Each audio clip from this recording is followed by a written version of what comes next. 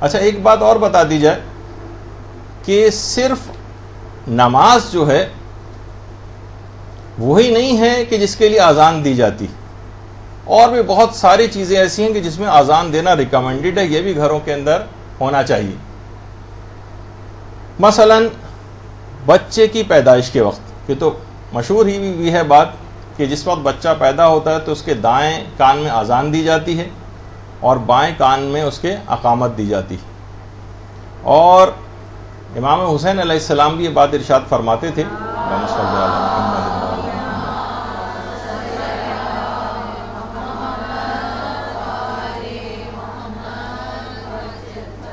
کہ پیغمبر اسلام نے فرمایا کہ جو بھی بچہ پیدا ہو اور پیدائش کے بعد اس کے ساتھ اس کے دائیں کان میں اذان دی جائے اور بائیں کان میں اقامت دی جائے تو وہ بچہ ام الصبیان کی بیماری سے محفوظ رہتا ہے، اور یہ بیماری اس کو کوئی نقصان نہیں پہنچاتی۔ یہ عام طور پر وہ بیماری ہے جس میں بچے اکثر بے ہوش ہو جاتے ہیں، اور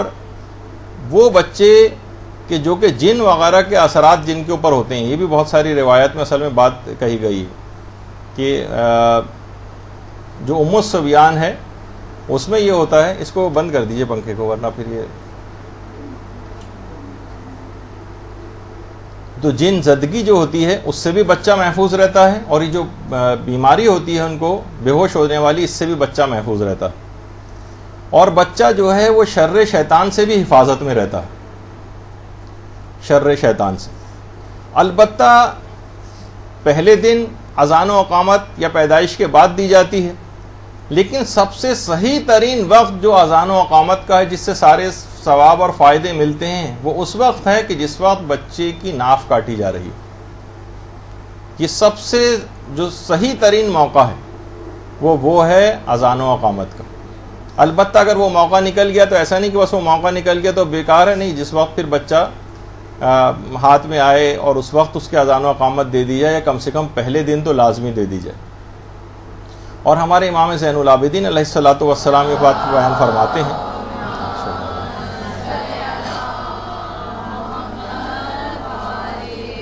کہ پیغمبر اسلام نے خود جس وقت ولادت ہوئی تھی امام حسین علیہ الصلوۃ والسلام کی، اس وقت پیغمبر نے خود آپ کے کان میں اذان اور اقامت دی تھی، اور رسول خدا نے امیر المومنین علیہ الصلوۃ والسلام سے یہ بات ارشاد فرمائی تھی کہ جب بھی تمہارے ہاں کوئی بیٹا یا بیٹی پیدا ہو تو اس کے دائیں کان میں اذان اور بائیں کان میں اقامت جو ہے وہ ضرور کہو۔ تو اس سے کیا ہوگا کہ شیطان اس بچے کو کوئی نقصان نہیں پہنچا سکے گا۔ اور ایک اور اتنی اہمیت ہے اس بات کی بچے کے کان میں اذان و اقامت کی کہ خود ایک عالم دین ایک واقعہ بیان فرماتے ہیں کہ ایک دفعہ میرے پاس ایک غیر مسلم آیا، ایک غیر مسلم نوجوان، اور آ کے کہنے لگا کہ میں مسلمان ہونا چاہتا ہوں۔ انہوں نے کہا ٹھیک ہے، اسلام کی تعلیمات ان کے سامنے بیان کی نوجوان کے، اور نوجوان مسلمان ہو گیا۔ عالم دین نے اس سے پوچھا کہ تمہارا یہ محرک کیا چیز بنی، تم نے کیوں اسلام قبول کیا؟ وہ نوجوان کہنے لگا کہ اسلام کے لیے بچپن ہی سے میرے دل میں ایک جاذبیت پائی جاتی تھی۔ اذان کی آواز سن کر میں ایک ایسی کشش محسوس کرتا تھا جو یعنی بڑی حیران کن ہوتی تھی۔ جب بھی اذان کی آواز آتی تھی میں کہیں بھی ہوتا تھا رک جاتا تھا، اور رک کر میں اذان سنتا تھا۔ اور پھر اس کے بعد میں نے تحقیق کی تو تحقیق کے نتیجے میں اسلام میرے لیے صحیح سچا مذہب ثابت ہو گیا، اس لیے اب میں مسلمان ہونا چاہتا ہوں، اور اب میں مسلمان ہو گیا ہوں۔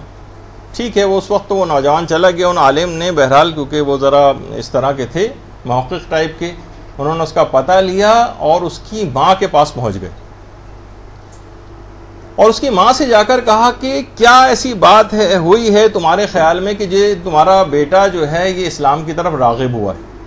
اس نے کہا بھائی مجھے تو کوئی بات پتہ نہیں، نہ میں مسلمان ہوں، نہ اس کا باپ مسلمان ہے، نہ اس کے آباء و اجداد میں کوئی مسلمان تھا، مجھے تو بات سمجھ میں نہیں آ رہی کہ مسلمان کیوں ہوا۔ انہوں نے کہا نہیں تم اچھی طرح سوچو۔ بہت دیر سوچنے کے بعد اس کی ماں نے کہا کہ جب یہ پیدا ہوا تھا آج سے 30 سال پہلے، تو ہمارے پڑوس ہی میں ایک عالم دین تھے، ان کو جب پتہ چلا کہ ہمارے ہاں بچے کی ولادت ہوئی تو وہ ہمارے گھر تشریف لائے بچے کو گود میں لیا اور بچے کے کان میں عربی میں کچھ پڑھا. اب مجھے یہ بات تو سمجھ میں نہیں آئی کہ انہوں نے کیا پڑھا ہے. وہ عالم کہنے لگے بس میں سمجھ گیا, مجھے اپنے سوال کا جواب مل گیا. ان عالم دین نے بچے کے کان میں اذان و اقامت کہہ کر بچے کے کان میں اسلام کا بیج بو دیا تھا. اللہم صلی اللہ علیہ وسلم.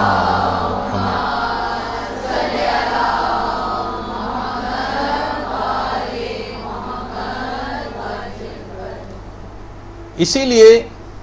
آج وہ بچہ جو ہے وہ نوجوان مسلمان ہو گیا. تو دیکھیے اتنی ایک کان میں اذان و اقامت بچوں کے کہنا, جو کہ صرف ابھی کوئی اذان اور نماز کا کوئی موقع نہیں ہے, لیکن اس کے کان میں یہ تمام باتیں, اس کا مطلب بچہ ان تمام چیزوں کے اثرات کو قبول کرتا ہے. اور اس کی اتنی اہمیت ہے کہ دیکھیے اب کتنی برائیوں کی چیزوں کے لیے کتنا زیادہ کیا جاتا ہے کہ جناب بہت سے بچوں کو پیدائش کے بعد میوزک وغیرہ تک سنوایا جاتا ہے کہ جناب ان کی فلاں تھیراپی ہو رہی ہے اور اس میں یہ میوزک سنوایا جائے تو ان کے اوپر یہ اثرات ہوں گے. جب بری چیزوں کے اتنے اثرات ہو سکتے ہیں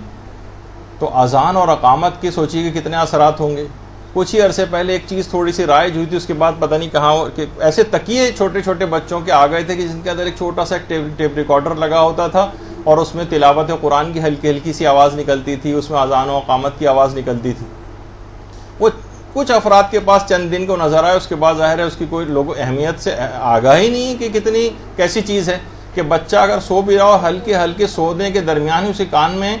تلاوت قرآن کی آواز ہلکی ہلکی طریقے سے جاتی رہے تو کتنے اثرات کے. دیکھیے صرف ایک دفعہ اذان و اقامت کہنے سے وہ کافر مسلمان ہو گیا بڑا ہو کر, اسلام کا کیسا بیج پڑ گیا تھا. تو یہ چیزیں اپنے بچوں کو ان کے اندر اسلام کو پیوست کرنے کے لیے کچھ ایسے طریقہ کار بھی اختیار کرنا پڑتے ہیں.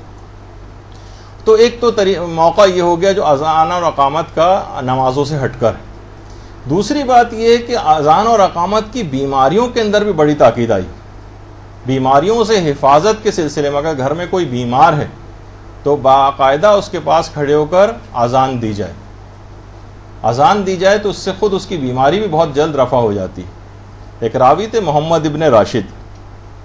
وہ کہتے ہیں کہ میں خود بھی بہت زیادہ بیمار رہتا تھا اور میرے اہل خانہ بھی بہت زیادہ بیمار رہتے تھے. مجھے ہشام نے بتایا کہ امام نے اسے بیماری میں گھر میں اذان دینا تجویز کیا ہے, بیماری کی حالت جب گھر میں ہو تو گھر میں اذان دو. محمد ابن راشد کہتا ہے کہ میں نے اس پر عمل کیا تو خدا نے مجھے اور میرے تمام اہل خانہ کو صحت یابی عطا کی. تو صرف اور صرف اس وجہ سے مکمل شفا یابی اس کو ملی. باقاعدہ جامع احادیث شیعہ جو آیت اللہ بروجردی نے جمع کی اس تک کے اندر اس روایت کو نقل کیا. تو بیماریوں سے حفاظت کے لیے, اور خود اگر کسی کے ہاں اولاد نہ ہوتی ہو تو یہ بھی بہت مجرب. اصل میں جو محمد ابن راشد نے کہا تھا کہ ہشام سے میں نے یہ بات سنی تھی, تو ہشام خود کہتے ہیں کہ میں بے اولاد تھا اور بے اولادی کی شکایت میں نے اپنے 8ویں امام علی رضا علیہ السلام سے کی تھی.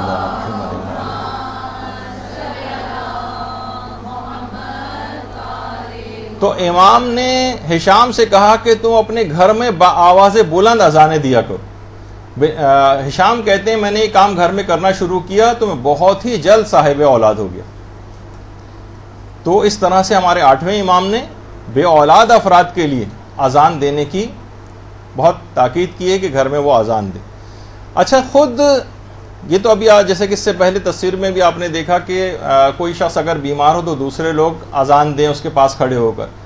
خود جو بیمار ہے اس کے لیے اذان و اقامت کہنے کی بھی بہت تاکید ہے. اقامت تو نہیں, البتہ اذان. لیکن اگر اقامت بھی کہتے تو بھی ایسا کوئی حرج نہیں ہے اس کے اندر کہ ہمارے چھٹے امام تو اتنے زیادہ سختی کے ساتھ تاکید انہوں نے اس بارے میں کی ہے, اور انہوں نے فرمایا ہے کہ اگر پہلے تو یہ کہا کہ ہر بیمار شخص کو چاہیے کہ خود بآواز بلند اذان دے, اور اگر وہ بآواز بلند اذان نہیں دے سکتا, یعنی اتنا کمزور ہو گیا ہے, بیماری میں اس کی ہمت نہیں ہے, تو وہ دل ہی دل میں اذان دے, دل ہی دل میں.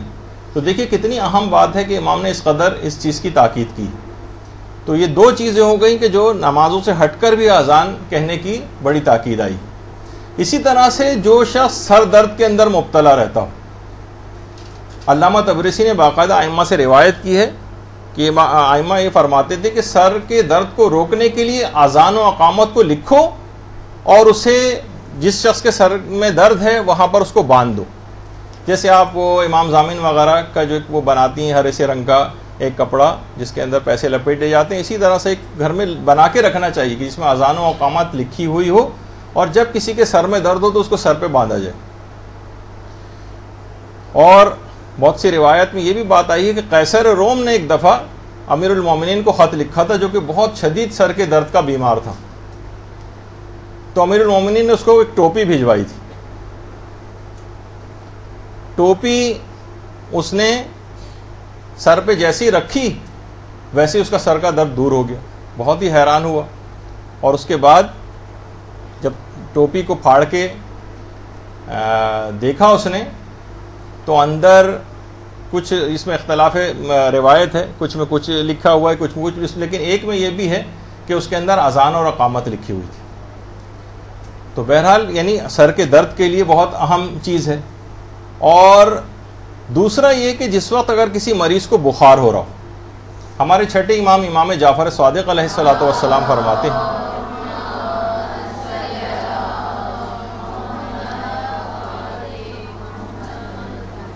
امام نے دیکھا کہ ان کے غلام کا رنگ اڑا ہوا ہے، بہت شکل سے بالکل بیمار نظر آ رہا ہے. امام نے پوچھا تمہیں کیا ہو گیا ہے، یہ کیسی حالت بنائی ہوئی؟ اس نے کہا کہ مولا 1 مہینے سے مجھے بخار ہے، ساری دوائیں استعمال کر کے دیکھ چکا ہوں لیکن کوئی افاقہ نہیں ہوا. امام نے فرمایا کہ تم ایسا کرو کہ اپنی قمیص کا گریبان کھولو، اپنے منہ کو گریبان میں ڈالو اور اذان و اقامت دو، اور اس کے بعد 7 مرتبہ الحمد پڑھو، سورہ الحمد. غلام نے ایسا ہی کیا اور اسی وقت شفا یاب ہو گیا. طریقہ کار کیا بات، درود بھیجیے نا محمد علیہ وسلم صلی اللہ علیہ وسلم.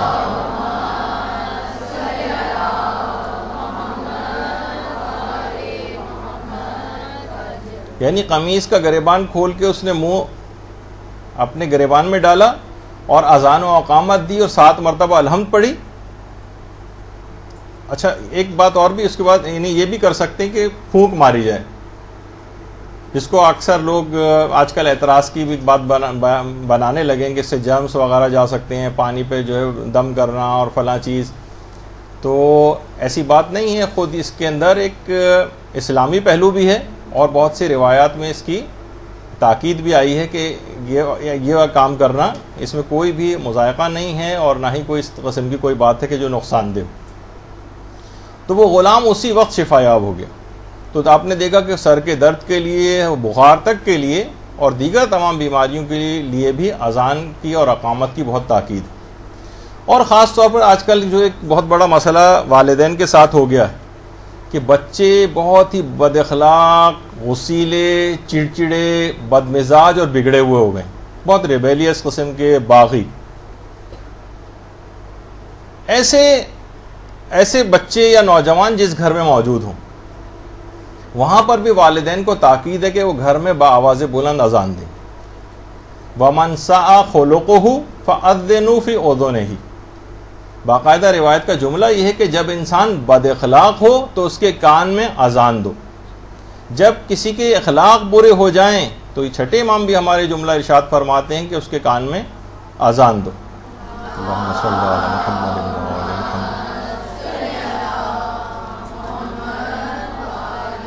تو دیکھیے یہ سب چیزیں جو اسلام نے سارے طریقہ کار بتائے ہوئے ہیں، تعلیمات بتائی ہوئی ہیں، جب ان کے اوپر عمل نہیں ہوگا تو نتیجہ وہی ہوگا جو ہمارے سامنے. ایسے نوجوان، ایسے بچے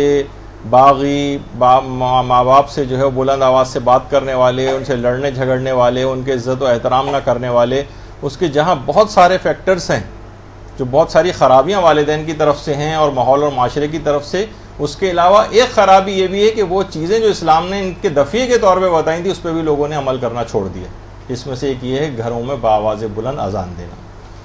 اور اس میں جو اپنی طرف سے جو کوئی کوشش وغیرہ بھی ایسی کرنی چاہیے وہ کم سے کم یہ کریں کہ آج کل تو مارکیٹس میں اویلیبل ہیں ایسے الارم کلاکس جو ہیں وہ بھی اویلیبل ہیں کہ جس میں سے اذان کی آواز آتی ہے. تو آپ ایسے ٹائمنگ کے اوپر الارم جو ہے وہ لگا لیں کہ اور جو شیعہ جو طریقہ کار ہے اذانوں کے، اس کے بھی الارم کلاکس آتے ہیں، وہ بھی کہیں سے جستجو کر کے اور کوشش کر کے وہ بھی منگوا لیے جائیں،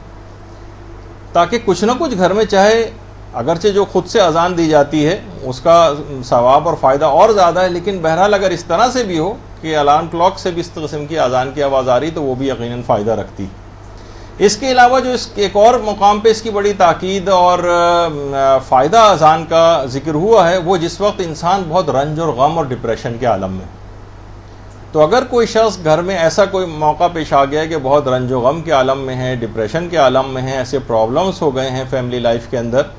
تو وہاں بھی یہ جملہ ملتا ہے کہ اس کے کان میں بھی اذان دی جائے تو اس کا غم و حزن دور ہو جاتا ہے، اور وہ خود بھی اگر کوئی اور نہیں دے رہا تو اسے چاہیے کہ اپنے غم و حزن کو، ڈپریشن کو دور کرنے کے لیے خود بھی اذان دے۔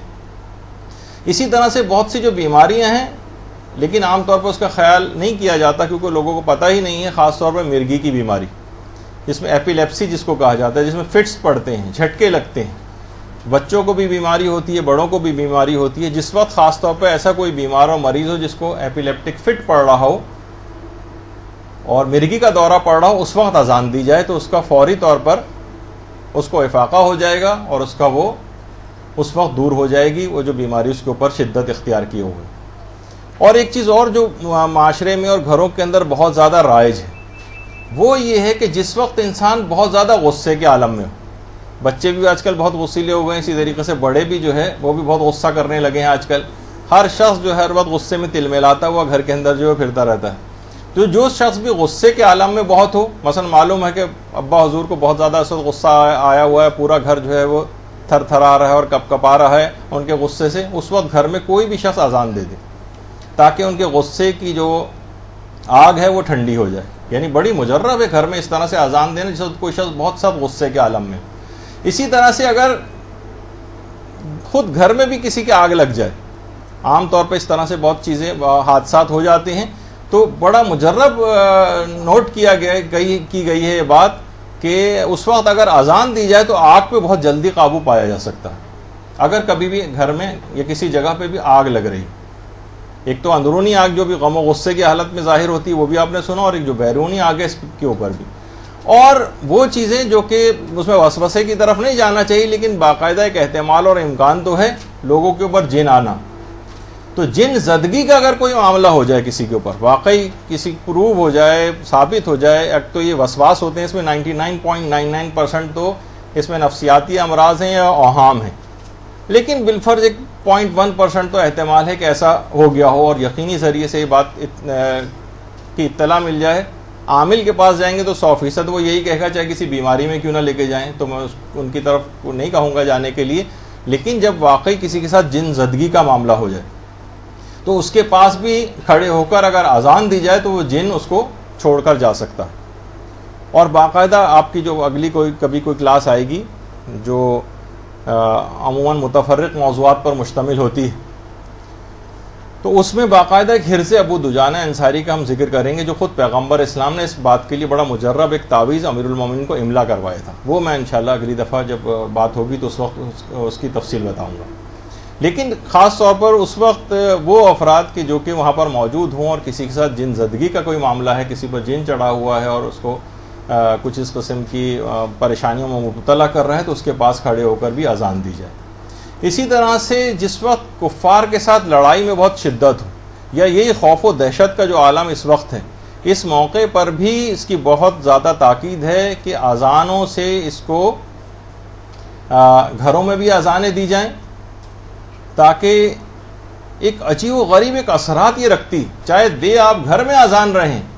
مساجد سے بھی اذان کی آواز آ رہی ہے، لیکن اس کے اندر ایک بہت بڑی پاور ہے کہ جو اس کے اثرات دشمنوں کے دل کے اوپر اثر انداز ہوتے ہیں۔ تو ابھی آگے چل کے اس کی تھوڑی سی میں تفصیل اور بھی بتاؤں گا۔ تو جس وقت کفار کے ساتھ لڑائی میں شدت ہوتی ہے، جب یہ کہ لیلۃ الحریر جو امیر المومنین نے، جس میں پچھلی دفعہ آپ نے سنا تھا کہ نماز کے لیے کھڑے ہو گئے تھے، اور ابھی آپ نے سنا کہ جنگ صفین میں امیر المومنین اذان دیتے، تو وہ یہی جب اس وقت لڑائی کی شدت ہو تو اس وقت بھی اذان دینا، کہ اس وقت ایک خوف و ہراس کا اور ایک بہت ہی شدت والا معاملہ ہوتا ہے، تو اس وقت موقع پر اذان کی بڑی تاکید ہے۔ اسی طریقے سے اگر کان کے امراض کا کوئی شکار ہے شخص، بہت سارے ایسے افراد ہیں کہ جو کہ سماعت ان کی بہت زیادہ ناقص ہو گئی ہے، کتنے آلات کو استعمال کرتے ہیں، ان کے بھی اگر وہ اکثر و بیشتر یہ کریں کہ ان کے کان میں اذان دی جائے تو بہت جلد ان کے کان کے امراض دور ہو سکتے ہیں. لیکن کیونکہ ہمارے اس چیز کو کوئی پریکٹس نہیں کی جاتی اور نہ کوئی عمل کرتا ہے، اس وجہ سے ان چیزوں کے اوپر نہ لوگوں کا اعتقاد ہو پاتا ہے اور نہ اس کے کوئی اثرات دیکھنے میں آتے ہیں. ورنہ کتنے ہی افراد ایسے ہیں، جیسے ابھی آپ لوگوں کو تو خیر میں ہم لیکچر لے چکے ہیں، لیکن اس کا کلپ ہم نے فیس بک پہ اپنے مدرسے کے اکاؤنٹ جو ہے اس کے اوپر لگایا تھا کہ حسین ابن علی، امام حسین علیہ الصلوۃ والسلام کا جو ایک عمل ہے، اللہم صلی علی محمد و علی محمد،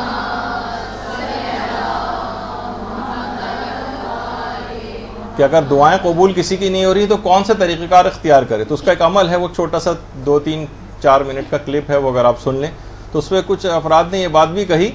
کہ یہ تو ہم نے اتنا مجرب ہے یہ عمل کہ ہم نے جس کام کے لیے بھی اس کو شروع کیا ہے، یعنی ابھی وہ عمل مکمل ہی نہیں ہونے پاتا کہ ہمارا وہ کام ہو جاتا ہے. تو اسی طرح سے یہ سب چیزیں ہیں، آپ کر کے تو دیکھیں، ان کو عملی زندگی میں لا کے تو دیکھیں ان اذانوں کو، پھر آپ دیکھیں گے کہ فائدہ کیا ہے. تو کان کے امراض. اسی طرح سے بہت سی روایات میں یہ بات آئی ہے کہ اگر کوئی مسافر رستہ بھول جائے، اس موقع پر بھی وہ اذان دے تو وہ اپنے رستے کو پا سکتا ہے. تو آپ نے دیکھا کہ اذان کے کتنے زیادہ الگ الگ اس کے ڈائیورس اس کے فائدے ہیں. برحمتك يا ارحم الراحمين وصلى الله على محمد وآله